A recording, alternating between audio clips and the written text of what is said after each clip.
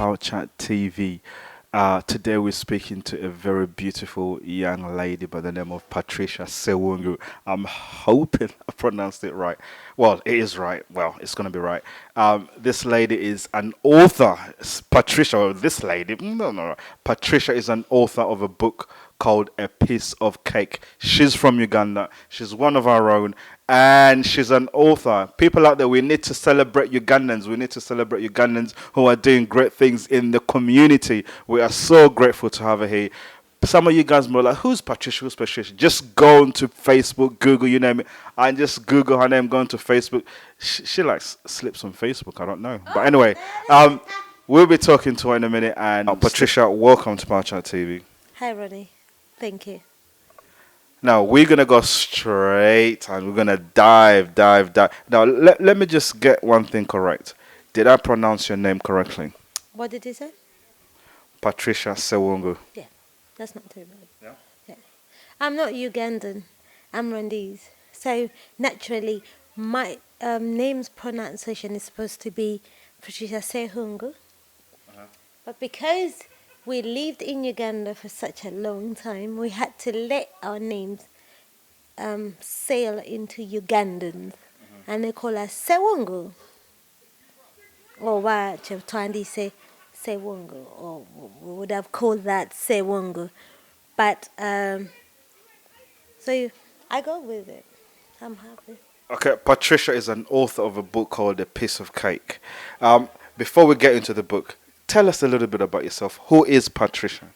Patricia Ssewungu is a young girl who had a child at a very early age. My transition of who I am, I made a mess of myself when I was a teenager, and I've made a great change into my older age because I'm 38, 37. Yeah, around that age. So I don't know what to call myself, but I'm one of those people that you call hustlers. Yeah. You've written a book, and what inspired you to write your book, and when did you write the book, and when did the book come out, and let's go with what inspired you to do it. First of all, social media, to be quite honest, and I always encourage people that social media, well used, is the best place to make anything, to inspire, to understand what's going on. And I've always said, anyway, since I was a child, I said I was going to write a book. And people actually around me always said, write a book about yourself. And because I had so many stories about myself. But then the social media instigated it, for lack of better words. They instigated it because I realized that there was a big gap between the parent and the children. And the girl child right now, there is that space that people don't seem to understand their children, and they think they do, and parents lie quite a lot about their children. They want to portray a different picture when the child, they know that at the back of their head that my child is going haywire, but they do not want to say the truth. So I said, let me use my story for the teenagers to read about it and the parents to read about it. Before we get into the meat of the book, there's quite a few interesting stories in there. How did you actually get to physically write this book? How did you do it? I was at work. I've lived in England for 17 years now. I've done so many odd jobs, and I landed into this job where I was working as a live-in carer. I stayed with an elderly person 24 hours, 7 days, and my brain was going down the lane. And I'm not that sort of person who wants to give up. I do not want to let go of myself. So I was like, I'm going down. I need to do something about myself.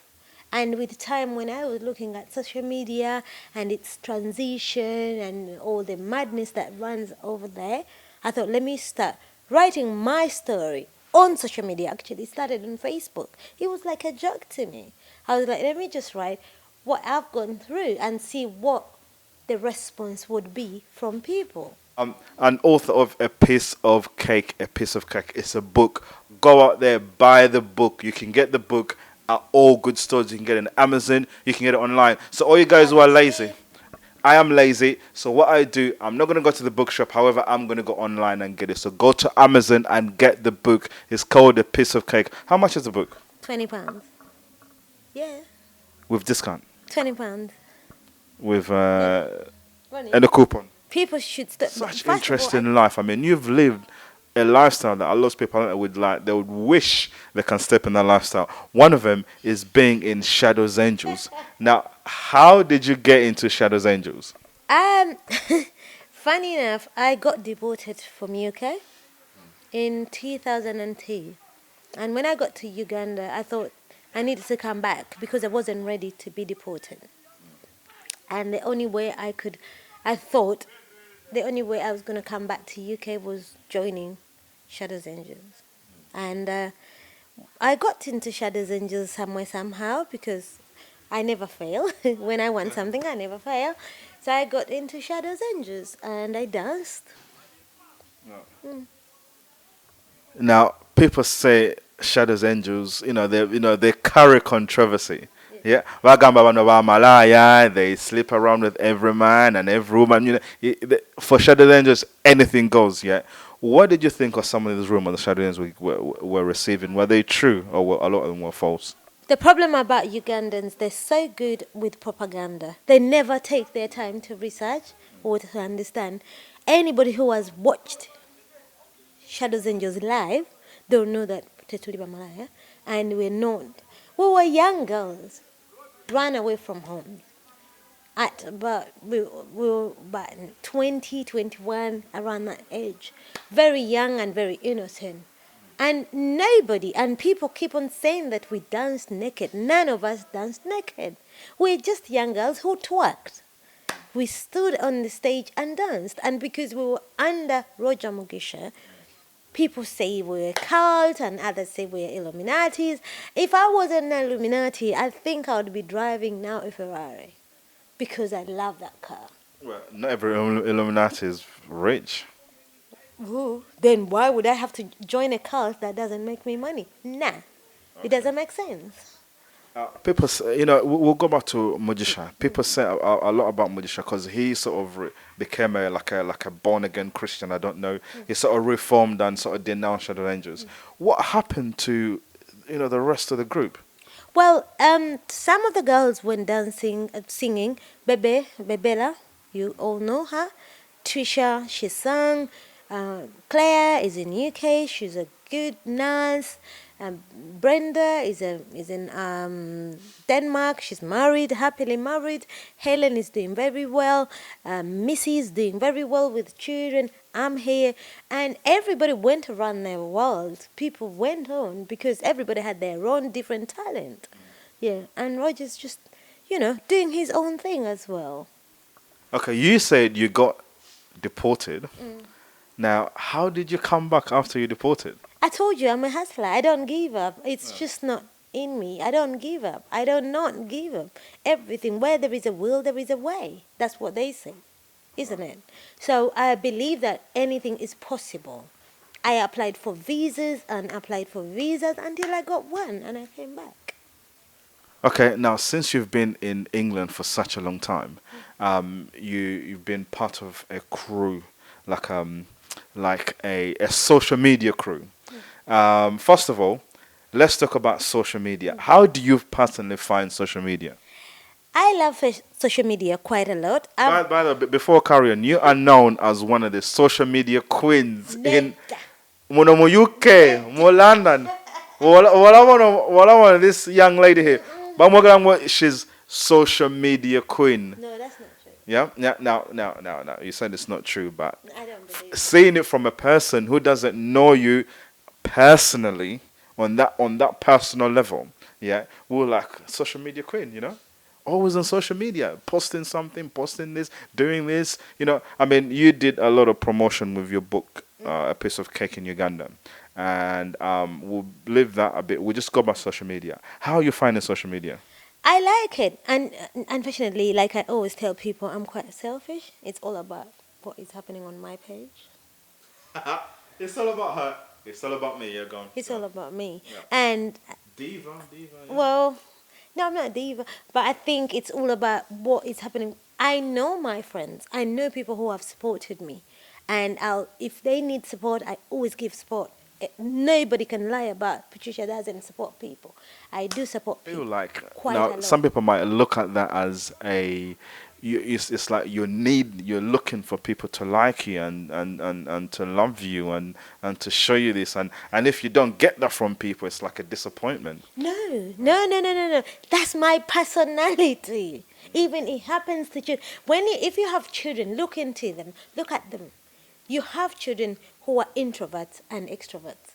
Being an extrovert is part of you. It's part of your blood. It's part of your system. You do not need acceptance from people. I talk to myself at home. Do you get what I mean? I got home, I'm an extrovert. I go home and stress on my clothes. My personal clothes. Nobody's in the house. Nobody needs to approve me. But I can easily wake up on a Saturday and start trying on every dress that I own. It's just, and then try this shoe, then try this. It's just, I'm an extrovert. That's how God created me. When people don't get that point, I don't get it. It's a chin because I want to tell people that people's personalities differ, and this is what makes the world We're gonna evolve. go back to your book. In your book, you mentioned that you were a victim of rape. You know, obviously you've it's in there and it's detailed.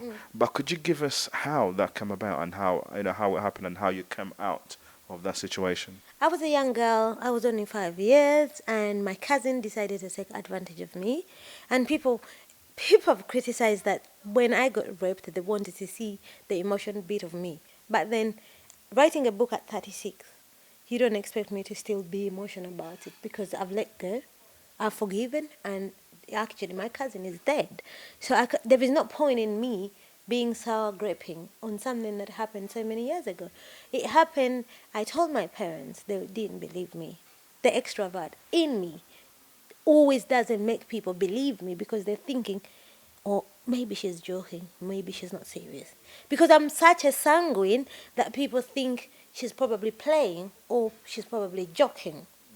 They don't know when to make. But then So you say this happened at 5 years old. yeah, it did for a couple of years. And it happened because that's why I ran away from home because I became very, very resentful to my parents, to everybody around me. I grew a very thick skin and I felt like people didn't want to believe me. So I thought, let me take my life into my own hands. So what age did you run away from home? 14. And this is in Uganda. Yeah. Where did you go? Kampala, of course. Duh. I mean, what did you, as in, where did you go? I mean, what did you do? I You went to know, Uganda. what? I went to Kampala on the streets Yeah. and met my friend and got in there. I'm such a sharp girl. I do not give up and I do not settle for less. So when I got to Kampala, my friend always told me about a club and met her in Silk and I took it from there. I was on the streets. You need to read my book, Ronnie, man.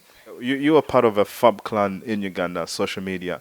People that always, I mean, we're talking about Judith Head, Susan Ochola, and yourself, and another couple of more people. Now, tell us, how did that begin? How did you guys fall out, and what's going on now? I haven't fallen out with nobody. And it's so funny why people always say I was part of Fab Clan. They're very good girls, to be quite honest. They know me just like I am. When you get to know them and when you get to meet them, they're very good girls. Susan Ochola, bless her, I like her. Judy has a beautiful heart. Atafo, he loves makeup, you know, the makeup guru in Uganda. He's a good boy. People confuse it. People keep on saying because she's a socialite. And I'm not a socialite. I don't believe I am. It's not a man who can between you, no. Well, they were, oh, come on, no. Judith had, with me and Judith had, we're good. And we got along, and that's how we were. But because people think we fell out, we didn't fall out. We just had to go separate ways because I was thinking different things, and bless her, she was thinking different things. And there is a stage, actually. I'm a Christian, you know. And the Bible says that there is a For those time that don't know, that where. Patricia was once married, and however her marriage lasted, I think my clock here, how long it goes round is probably longer than her marriage. Now, how did you get married for such a short time? Let me guess. She's just too famous. You know, No. it's all about she's not an, she's an extrovert, and the former husband was an introvert. She went, mm-mm. So we gotta talk to the hand. The head ain't listening. No, no, no, no, no. It was we were two different people from two different worlds, thinking two different things, and obviously, I believe that to me, let's save the Guys on children before Facebook, aren't they? now. Patricia loves you a lot. Loves you a lot. Hi. And thanks for tuning in. Keep tuning in. We love it. We love it. Now, you said something like you were friends with Rita Kagwa. Yeah. Now, something along the lines happened. Maybe it was a guy, or maybe women. Women's biggest fallouts are usually men. If they're not men, it's other women jealous of themselves. Anyway, what happened between you two? I haven't mentioned anywhere that I'm friends with Rita Kaga. I know her very, very well. We used to go to the same church, but we just have two different ideologies in life. Simple. Yeah, but what happened? You've not said you've just given us a simplistic reply, what I'd call a politician's reply. You've not given us a realistic reply. What happened between you two? For lack of better words, that's all I can say. We just don't understand. I don't understand what she likes. She doesn't understand what I like, and we just have to let it go like that. Because what I believe is each to their own. Sometimes it's best each to keep in their own lane. It's like driving a car. If you're in the fast lane and somebody's in the slower lane, it's best you keep in your lane. Else, if you come in the fast lane and somebody comes in the second lane, you're going to knock out. So I had to leave it like that. So we don't know what happened basically. Then you're never going to understand And because there is nothing so serious. by the way, who is the guy sort of tickling you at the moment? Who's whispering sweet nothings in your ear right now? Who's the guy that's taking you to heaven and back? No, Ronnie, I'm still making money. You know, when we come to England, we come here to make money. We come here to look for greener pastures. Only that people, people lost, people lost the whole incense of coming to England, and they're making children and they're relating and this is my own understanding. Go straight to the point. Go Yeah, straight to the point. that's what I'm trying to say. This is what I'm trying to say. That when I came to England in Yeah. 1998, I came here to look for greener pastures. I did not come here to make families and relate with people. I'm going to have a relationship in Uganda when I go back with a lot of money. So there's no one tickling you at the moment. It's you can't add the two. You can't be busy looking for money and busy, because do you know why relationships don't work in England? People are so busy. People are so stressed. Everybody's looking for something else. If you're not looking for a house, somebody's looking for papers. If somebody's not looking for papers, somebody's looking for just a nightstand to keep themselves warm because it's cold now. And everybody, literally everybody's using the other, because everybody, the women are using for the men Your to have biggest somebody. challenge, as Women in are something that has been such a challenge to you, from when you started writing the book till now, what has been your biggest challenge? My biggest challenge is because I believe in people's personalities, and I always make a lot of noise about it. People's personalities are so important, and people don't seem to understand that. People don't understand that extroverts are different from introverts, sanguines are different from phlegmatics. People don't read, and Ugandans have got a lot of propaganda. They speak for you. They say Ugandans don't read, but because they're speaking for her, yet she reads. And Ugandans, because when they believe in propaganda, they believe that everybody believes in it. That's my biggest challenge. So they want to discourage you even before they understand your passion, they understand your reasons. They judge you before they've even understood. And But isn't that, wouldn't you call that just natural human nature anyway? it is indeed, and it is. But I always refer to Ugandans because I've sold a lot of books to Ugandans. I come from Uganda. My passion is with Ugandans, and of course, this is going to be watched by Ugandans mostly, isn't it? Mhm. So I speak to them, but when I'm speaking to a wide variety of people, I always change that. But I believe that human beings are so negative. But let me tell you something, girls and boys out there, when you believe in yourself, nothing is impossible. When you give yourself a lot of time and energy, when you give yourself your work, there is nothing impossible. I've sold so many books. I've sold over 2,000 books. Go on Amazon and Google it. Go and Google me, and you'll know that people have bought these books. If people say that Ugandans don't read or black people haven't got a reading culture, where are the 2,000 books? I've even actually sold more than 2,000 books. You've had it. Nothing is impossible. You can do it. Thank you, Patricia. Thank you for speaking to Patricia on TV. Stay tuned for more shows, more interviews, and we shall see you on the next event. Take care. Peace and love.